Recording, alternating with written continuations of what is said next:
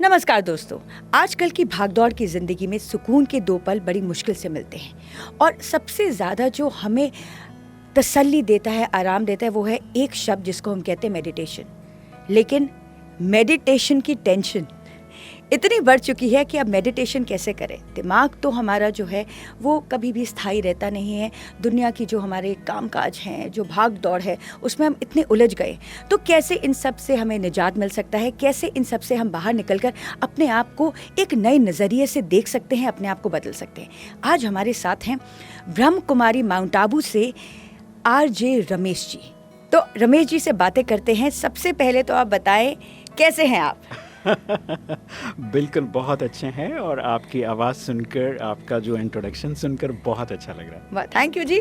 तो आप पहले जो हमारे शो की शुरुआत है ना, वो भी अपने शो के स्टाइल में करके बताएं।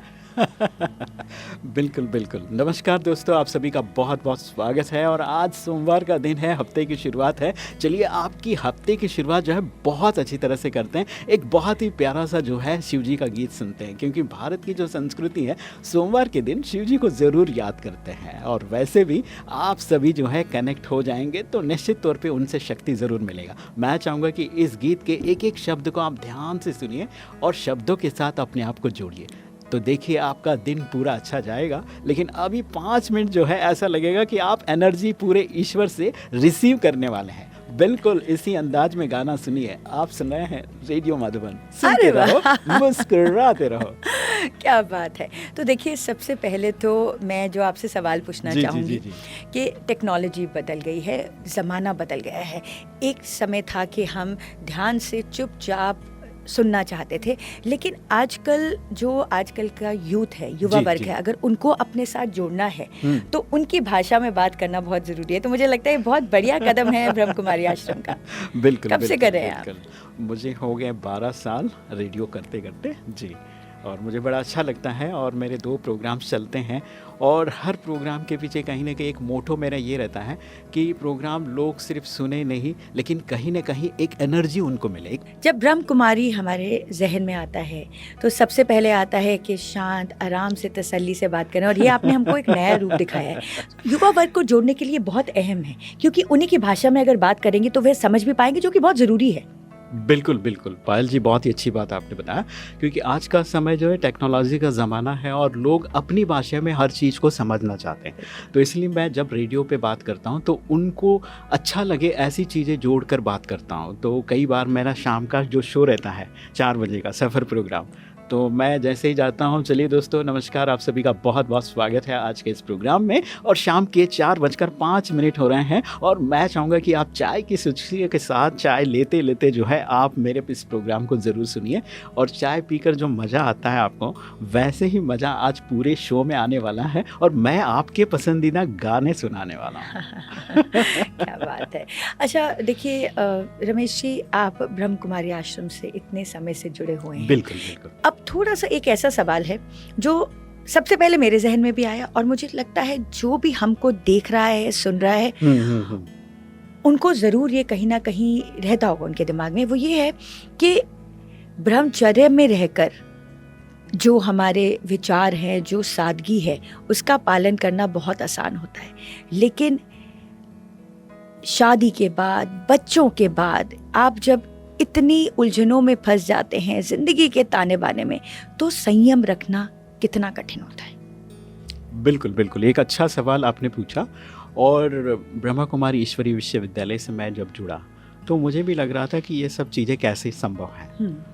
तो चलिए, जिनका शादी नहीं हुआ वो तो ये सारी चीज़ें आराम से कर सकते हैं, फिर भी आसान रहता है। लेकिन जो ब्रह्मा कुमारी इसका मेन लक्ष्य क्या है कि जो लोग प्रवृत्ति में, घर गृहस्थी में रहते हैं, उन सभी को ये राजयोग सिखाना, उन सभी को अच्छे ज्ञान के साथ जोड़ना, ईश्वरीय ज्ञान के साथ जोड़ना। तो ये ज्ञान जो है उन्हीं लोगों के लिए है जो घर गृहस्थ में रहते हैं। और उनके जीवन में जो है जब राजयोग का प्रैक्टिस वो शुरू करते हैं, नॉलेज को सुनते हैं, तो उनके अंदर धीरे धीरे जो है वो अंडरस्टैंडिंग आ जाती है और वो बड़े आसानी से इन सारी चीज़ों को करने लगते हैं। और इसमें भी एक और ख़ास बात यह है कि एक आदमी और एक औरत, उनकी ज़िंदगी में भी बहुत फ़र्क होता है, ज़िंदगी के मायनों में भी फ़र्क होता है, और ज़िंदगी की जो जद्दोजहद है, चाहे वो हरोस की हो या फिर पूरी ज़िंदगी की हो, उसमें बहुत फ़र्क होता है। अब जैसे बच्चों को देखना, तो एक औरत के लिए घर देखना, अगर बाहर काम करें बाहर देखना, और 2 या 3 या अगर 4 बच्चे हैं तो सोचिए कितना मुश्किल होता है। तो बिल्कुल, उस तरह आप क्या एक डिफरेंट ट्रीटमेंट देते हैं या सबके लिए सेम ही ज्ञान है? ज्ञान सबके लिए सेम है, लेकिन हर व्यक्ति उसको ठीक से समझे तो वो सबके लिए काम करता है। जैसे यहाँ पर जो है, आपको राजयोग का मतलब कि खुद को समझना, पहली बात कि मैं कौन हूँ, मेरा अस्तित्व क्या है। जब व्यक्ति खुद के बारे में समझ लेता है, खुद को जान लेता है, तो नेचुरली उनके जीवन में जो है एक नई एनर्जी आ जाती है और बदलाव आना शुरू हो जाता है। ऐसे कहते हैं ना कि जब भी हम लोग बात करते हैं आपस में, तो स्कूल में भी देखेंगे, घर में भी देखेंगे, छोटा बड़ा बच्चा है तो वो बोलेगा वो नहीं कर रहा, मैं क्यों करूँगा। बिल्कुल। अरे वो नहीं करेगा भाई, वो करना होता तो कब का कर देता।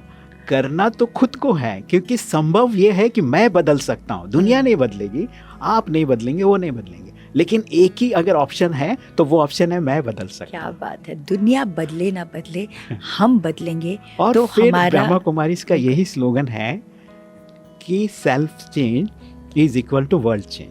क्या बात है, self change is equal to world change. अब आगे बढ़ते हैं, और एक और शब्द है जी जी, जो हमारे शब्दकोश से भी लुप्त होता जा रहा है, और साथ ही साथ हमारे अंदर उसका जो उसकी जो रेलेवेंस होनी चाहिए, जो उसकी मात्रा होनी चाहिए, जी, जी, जी। वो बहुत कम होती जा रही है, और उसको कहते हैं पेशेंस, संयम। क्या कहते हैं आप उसके बारे में? बिल्कुल बिल्कुल, क्योंकि पेशेंस का तो ऐसा घाटा हो रहा है कि मानो डायनासोर्स बन रहे हैं। क्योंकि आजकल जो है ना, इंस्टेंट का जमाना है। बिल्कुल, आपको कॉफी चाहिए, बस बटन दबाओ, कॉफी आ जाए, ये चाय आ इंस्टेंट की जाए। वजह से कई चीजें एक्सटिंक्ट हो रही हैं अब। जी जी जी जी। तो ये जो चीज़ें हैं, जैसे टेक्नोलॉजी आ गया, पहले हम लोग कुछ लिखना होता तो किसी से लिखवाओ फिर वापस जाओ, तो ये सारी चीज़ें जो है बदलती जा रही हैं। वैसे ही अब देखेंगे कि टेक्नोलॉजी इतना आगे बढ़ चुका है, अब राइटरों की जो है ओम शांति होने वाले। क्यों? क्योंकि चैट जीटीपी आ गया है, AI आ गया, और आप सिर्फ खाली लिख दीजिए कि मुझे ये स्क्रिप्ट चाहिए, वो तुरंत लिख के आपके हाथ में दे देगा। तो फिर ऐसे जो चीज़ें इंस्टेंट आ रही हैं, ये जो चीज़ें हैं कहीं ना कहीं हमारा पेशेंस ख़त्म होते जा रहा है। अगर किसी चीज़ को लिखना है, सोचना नहीं चाहते, है ना, कहीं ना कहीं सोच हमारी कम होती है, मेहनत तो बिल्कुल कम होती जा रही है, तो और क्रिएटिविटी बिल्कुल वो तो जीरो। क्रिएटिविटी का मुझे एक साक्षात्कार मैंने लिया था, बड़े अच्छे विचारक हैं। मैंने उनको पूछा ऐसे ही कि मुझे अगर राइटर बनना है, मुझे किताब लिखना है, तो क्या करना है, क्या टेक्निक है, आप बताइए। तो उन्होंने कम से कम 20-25 किताबें लिखी है। मैं बोले इतना किताब, एक किताब लिखने में मेरे को तो सोच में पड़ जाता हूँ मैं कि कैसे लिखते हैं आप। तो उन्होंने बोला अगर आपको लिखना है तो मैं एक बहुत अच्छा टिप दूंगा, वो है कि स्क्रीन बंद कर दीजिए, चाहे यूट्यूब हो, टीवी हो, देखना बंद कर दें, फिर आपके विजुअल्स शुरू होंगे। क्योंकि जब विजुअल्स देखेंगे तो आपके विजुअल्स क्रिएट नहीं होंगे, तो आप राइटर कैसे बनेंगे, आपके क्रिएटिव कैसे आएंगे। क्या बात है। तो अगर क्रिएटिविटी को बढ़ाना देना है तो ओरिजिनलिटी लाने के लिए आपको अपने विचारों को बाहर निकालना है और दूसरों के विचारों को थोड़े टाइम के लिए रोकना पड़ेगा। क्या बात है। अच्छा, अब एक और बहुत महत्वपूर्ण जो टॉपिक है जिस पे हम ज़रूर बात करना चाहेंगे, जो बड़ा ओल्ड फैशन लगता है स्पेशली आजकल की जनरेशन को, जिसको मैं पहले तो हिंदी में बताऊंगी। भारतीय संस्कृति, हमारी जो भारत का कल्चर है उसको इतना कॉम्प्रोमाइज़ हो चुका है कि उसी की वजह से आप देखिए डिवोर्स रेट कितना बढ़ चुका है। देखिए अगर हम बात करें हमारी भारतीय संस्कृति की, तो सबसे मुझे लगता है जो हमारा की पॉइंट है वो है हमारा फैमिली सिस्टम, एक जॉइंट फैमिली सिस्टम। वो हम पाश्चात्य जो संस्कृति है उसकी तरफ जा रहे हैं, वो न्यूक्लियर होता जा रहा है। दादा दादी का प्यार, नाना नानी का प्यार कम तो नहीं हो रहा है, लेकिन वो मिलना कम हो रहा है। बिल्कुल बिल्कुल। तो इस पर यही सोच सकते हैं हम लोग कि जैसे जैसे हम लोग दूसरे देश को, अपनी संस्कृति को छोड़कर, स्वधर्म को छोड़कर परधर्म अपनाएंगे, जो चीज़ आपका नहीं है, तो फिर जिंदगी में मुश्किलें आएगी। हमेशा आप स्वधर्म में सुख है, परधर्म में दुख है। तो इसीलिए हमें जो है इन सारी चीज़ों से हमेशा थोड़ा सा अपने आप से प्यार करें, अपने स्वधर्म से प्यार करें, तो चीज़ें भी इससे वापस रूटीन में आ सकती है। चलिए अब रमेश जी, आप ही के स्टाइल में हम पूछते हैं, तो आपको क्या लगता है, हम ना यहाँ पर 3 वर्ग में डिवाइड कर देते हैं। जी जी। छोटा बच्चा है वो तो अपनी धुन में ही है, उसको तो रहने देते हैं। अगर हम बात करें यंगस्टर्स की, तो यंगस्टर्स फिर आ गया एडल्ट्स, है ना, जी, जो माता पिता हो गए, और फिर आ गए बुजुर्ग, सीनियर सिटीजन्स हो गए। तो अगर इनको हम 3 कैटेगरीज में डालें तो आप क्या कहेंगे कि इन तीनों के लिए, सपोज शुरू करते हैं हम युवा वर्ग से, तो उनके लिए कौन सा एक अक्षर, एक कौन सा शब्द है जो बहुत महत्वपूर्ण है, जिसका उनको पालन पूरी तरह से नियम अनुसार करना चाहिए, तो उनकी जिंदगी में बहुत फर्क आएगा? तो उनका एम ऑब्जेक्ट क्लियर हो, मुझे क्या बनना है, मैं किस तरह का जीवन जीना चाहता हूँ, खुद के ऊपर थोड़ा सा काम करें। कई बार हम लोग दूसरों को देखते हैं या जो चीजें सुनते हैं उसके ऊपर काम करके आगे पीयर बढ़ना चाहिए। प्रेशर, बिल्कुल, तो खुद का जो बहुत है सही ना, आपने एक बात image चुनी है, अपना जो है बिल्कुल ना, पीयर प्रेशर। अपनी अंतरात्मा को सुने और उसके ऊपर थोड़ा सा काम करें। भले मैं चाहूंगा कि अगर आपको करियर भी बनाना हो ना तो 1 साल ब्रेक ले ले, लेकिन अपने बारे में सोचे कि मुझे क्या बनना है, तो फिर वो जिंदगी आपकी सुखमय बना देगी। अगर आप बहुत जल्दबाजी में किसी भी करियर को चुनेंगे, पैसा ज़्यादा है, वो लैपटॉप पे काम करना है, ऐसे सोच के आप आसान ज़िंदगी को अपनाने की कोशिश करेंगे तो आसान नहीं होगा, बहुत मुश्किल हो जाएगा। और अब बात करते हैं जो एडल्ट्स हैं, जो माँ बाप हैं या जो 40 के आसपास हैं, तो उनके लिए आपको क्या लगता है कौन सा कीवर्ड है? उनको कीवर्ड यही देना चाहूँगा, स्वीकार करें हर चीज़ को, accept it as it is. और अब जिस तरह से ज़माना बदल रहा है जी, यहाँ पर देखिए, आप खाली ना जो बच्चे हैं, अगर वो अपने बुजुर्ग माँ बाप का नहीं कर पाते, आप खाली बच्चों को यहाँ पर जिम्मेवार नहीं ठहरा सकते, बिल्कुल। क्योंकि जो बुजुर्ग हैं वे बिल्कुल नहीं बदलना चाहते। वो इस बात से या तो अनजान है या समझ नहीं पाते या डिनायल, कि जो पिछले हम 20-25 साल की बात करें, वो जो फ़र्क आया है वो 20-25 साल का नहीं फ़र्क आया, वो 2 शताब्दियों का फ़र्क आ चुका है। ज़माना इस हिसाब से बदल चुका है। देखिए, जो बड़ों का एक डायलॉग आता है, हमारे टाइम में, हमारे ज़माने में, ना वो टाइम है ना वो ज़माने हैं। तो इस वजह से जो एक फ्रिक्शन पैदा होती है, उसको कैसे ठीक किया जा सकता है? यहाँ पर भी मैं यही कहूँगा कि बहुत ज़्यादा जो है टाइम को अगर हम लोग देखें तो नए जनरेशन जो है थोड़ा सा आगे बढ़ गया, ऐसा लग रहा बहुत है। आगे बढ़ चुका है। और ये सारा टेक्नोलॉजी का कमाल है। आज भी हम लोग स्कूल में कल ही मेरा केंद्रीय विद्यालय में टीचर से बात हो रही थी।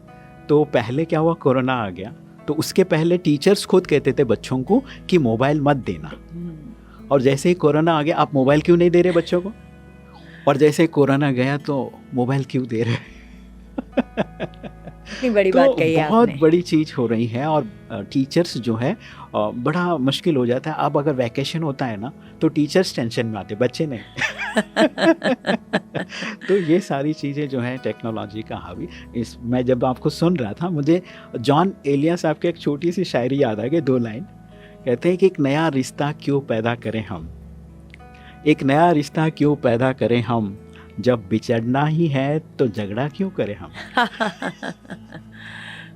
बिल्कुल जी। तो अब मुड़ते हैं उसी सवाल की तरफ कि जो सीनियर सिटीजन हैं, जो बुजुर्ग हैं, उनको किस तरह से समझाया जा सकता है कि उनको कहना आसान है लेकिन करना बेहद मुश्किल है, लेकिन बदलना तो पड़ेगा। बिल्कुल बिल्कुल बिल्कुल।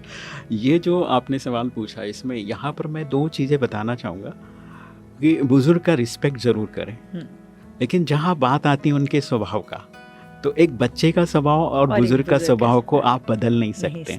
उसे एज इट इज़ ठीक है करके उसको ऐसा भी न लगे कि उन्हें डिनाई कर रहे हैं, लेकिन उनको रिस्पेक्ट देते हुए उन चीज़ों को आप मोल्ड कर ले। जैसे छोटा बच्चा है, खेलते रहता है, वो चीज़ें मांगता है तो दे भी देते हैं, और उसको हम लोग प्यार से ये भी कहते हैं, और जो आपके मेहमान आए उनको भी समझा देते, हाँ वो भी समझ जाते हैं कि ये चीज़। देखिए, मोल्ड करना ज़रूरी है। तो ये बिल्कुल बिल्कुल। बहुत बढ़िया लगा रमेश जी आपसे बात कर। तो हमारे साथ हैं आज रमेश, आरजे रमेश, जो ब्रह्म कुमारी आश्रम माउंट आबू से रेडियो शो चलाते हैं सुबह और शाम, और आज सुबह हमारे साथ थे, और हमने जो बातें करी, हमें पूरा यकीन है आप सबको उससे बहुत लाभ मिलेगा। ओम शांति। ओम शांति।